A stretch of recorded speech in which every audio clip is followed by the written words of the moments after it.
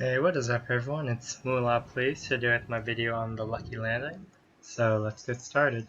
To begin with, there's a few drops you can have, but I believe that the best ones are this building and then this building. So I'll show you how to drop into each of these. With this dumpling one, you always want to try to aim for here, and then you can farm a little bit of mats, and then come up here, hit this chest spawn, and then you always want to be like looking through the windows to see if you're going to get contested. Following this, you obviously loot up and down, and then hitting this dumpling gives about 100 or so metal. It's not bad. And then if you want more, you can also hit this satellite. Not bad. And then if you have pretty decent loot, what I've watched some pro players do who land here is they'll go from this over to this right side. The reasoning being because this player will be moving this direction in their natural loop path generally. So if you plan on contesting them, then this general area is where your fights will break out. Otherwise, what you can do is you want to maintain high ground and then just, make sure you're safe while you're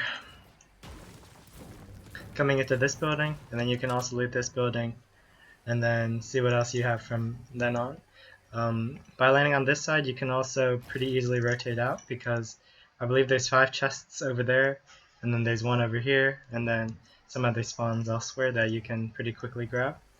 If you're planning on fighting after coming through these buildings, then I'd recommend moving towards this tower over here, and then you can pretty much just farm the walls to get inside and then just break your way up, and then you'll have some high ground to look around. Because from here what you can do is, let's say you're under this, because if you're building all the way through this and make it so where these walls aren't visibly being hit or whatever, then you can pretty easily just crouch peek and catch like an opponent off guard since there's so many windows in a lot of the main buildings. Alright, so this was taken from Snazy's stream. Essentially all he's done is an early game path that I was talking about earlier, and so I just wanted to mention how he plays these towers. So see, he's just looking for information, but also gives himself the ability to, of course, peek shot with that. And then he determines probably not going to get anything there, so he just loops around, goes for the brick pig over here, doesn't use any mats, so that other players won't like have any idea that that anyone went there, I guess. And then following this, he does the same thing over in this tower, but that pays off because here you'll see, and then I'll explain. So he's just chilling. Notice how he rotated the ramp so that when he does peek shot, it's easier, I guess. Or he can hold the side with the third person camera a little bit better. So then what this dude is wanting to do is he's wanting to give information over on this side. This is probably going to be a very common play because this is generally going to be a common play because people like to head glitch on roofs for obviously the high ground, and then it's just a solid strat in general for the most part, but Snazy was really smart, so he countered this by using the route available to him, and that's all I wanted to show. The second spot that I'd recommend dropping would be to try to get into this building. You can land on the balconies on a gun spawn or whatever, or wherever, and then just you can pretty much be assured that someone will be landing over there since that's the only other strong spot like I mentioned earlier. So just play the windows as best as you can and then try to keep track of where they're going, because if they're going one way and you don't want to engage them, then you obviously just have to pretty much play like a merry-go-round with them. So ideally you can come on this left side and loot some more. You'll probably get these first couple buildings, and then afterwards you should assess the situation before blindly rushing into somewhere that you aren't quite confident on. In terms of duo drops, generally these houses will be belonging to one duo and these houses will be belonging to one duo. So the main areas that can't be contested are obviously this middle stretch. I'd recommend trying to send one duo here as well as one duo to one of the main buildings that I talked about earlier.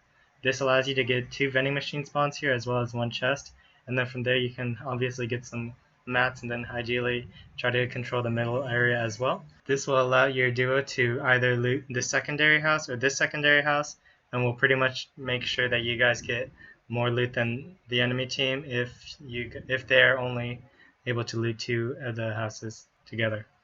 In terms of what's good about this spot is that there's a lot of efficient metal here with the dumpling and then the cars and whatnot, or you can farm the bridge over here and get some, or even this gas station and get some. Also, there's 4 hoverboard spawns in here, so it's pretty likely that you'll get one.